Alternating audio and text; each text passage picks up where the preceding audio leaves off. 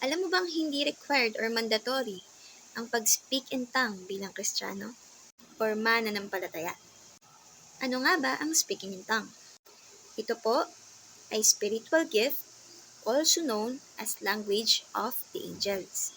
Ito po ay ibang wika, wikang spiritual. Hindi po yung common wika or languages dito sa world.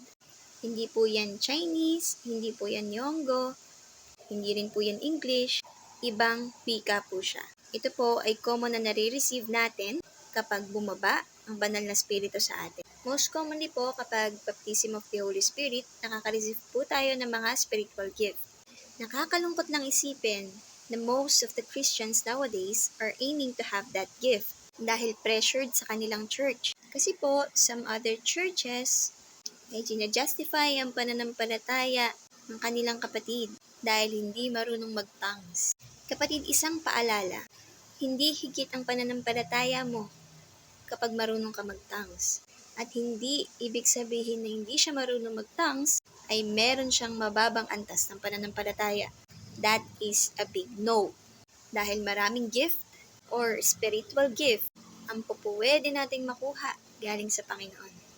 Kung merong may kakayanan ng magsalita ng iba't ibang wika, meron naman ding may kakayanan makaunawa nito at makapagpaliwanag.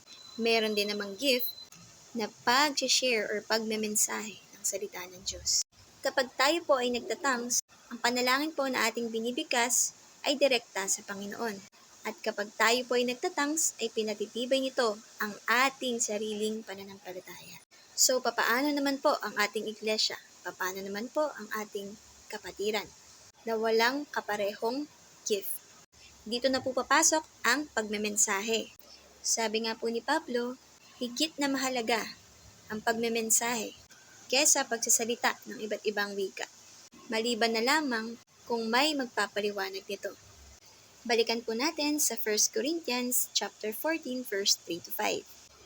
Sa kabilang dako, ang nagsasalita ng mensahe mula sa Diyos ay nagsasalita sa mga tao upang patibayin ang kanilang pananampalataya, palakasin ang kanilang loob at sila'y aliwin. Verse 4, ang sariling pananampalataya ang pinapatibay ng nagsasalita ng iba't ibang wika, ngunit ang iglesia ang pinapatibay ng nagsasalita ng mensahe mula sa Diyos.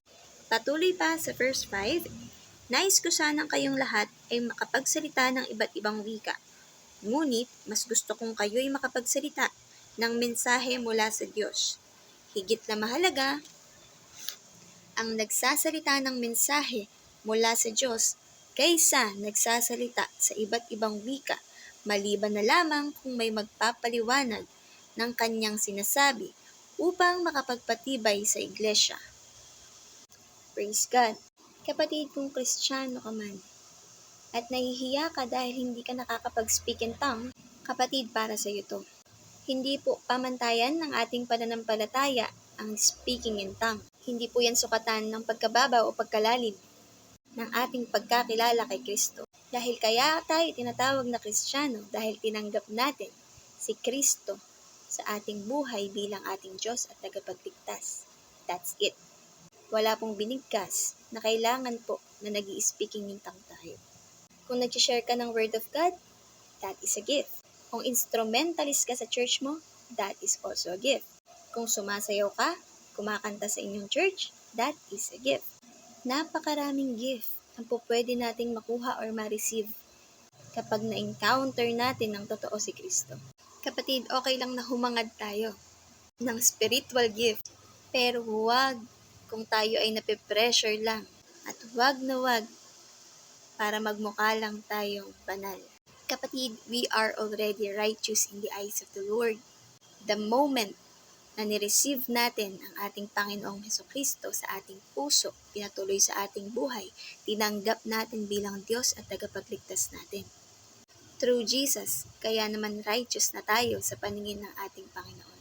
Huwag natin pilitin na maging gift natin ang bagay na hindi naman pinagkakaloob sa atin ng Panginoon. Kaya naman kung Kristiyano ka at ganyan pa rin ang mindset mo, kapatid, ibahin mo na yan. Sabi nga dito sa 1 Corinthians 14:1, Pakamithiin ninyo ang pag-ibig, hangarin ninyo ang mga kaloob na espiritual, lalong-lalo na ang makapagsalita ng mensahe mula sa Diyos. Yun lamang mga kapatid at pagpalain tayong lahat ng ating Panginoon.